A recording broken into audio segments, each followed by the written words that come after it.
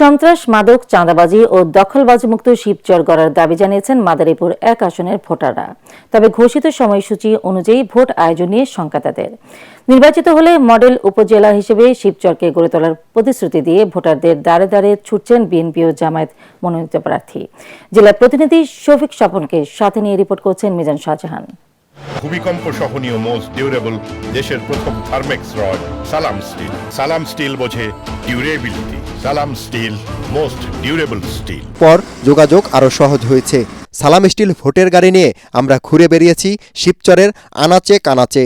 এখানকার ভোটাররা জানান, বিগত আমলে মহাসড়কের উন্নয়ন হলেও শিল্প কারখানা গড়ে না ওঠায় এলাকায় কর্মসংস্থানের অভাব রয়েছে।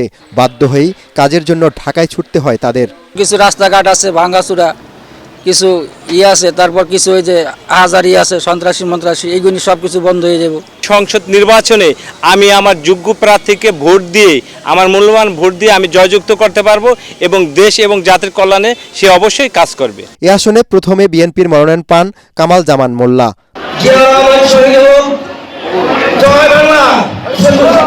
তার মুখে জয় বাংলা স্লোগান ও আওয়ামী লীগ নেতাদের সাথে ছবি ভাইরালের পর মনোনয়ন স্থগিত করে দল।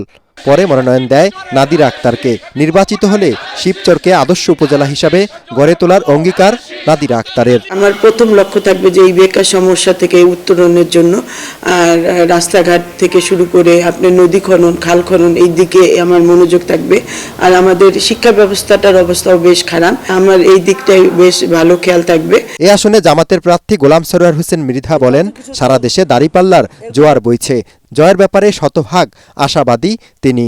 বর্তমান সময়ে আমরা দীর্ঘদিন যাবৎ দেখছি যে সন্ত্রাসবাদ, চাঁদাবাজ, দখলবাজি এই যত কিছু চলছে, এগুলো অপনোদনের জন্য, নির্মূলের জন্য একমাত্র সুশাসনেই সম্ভব।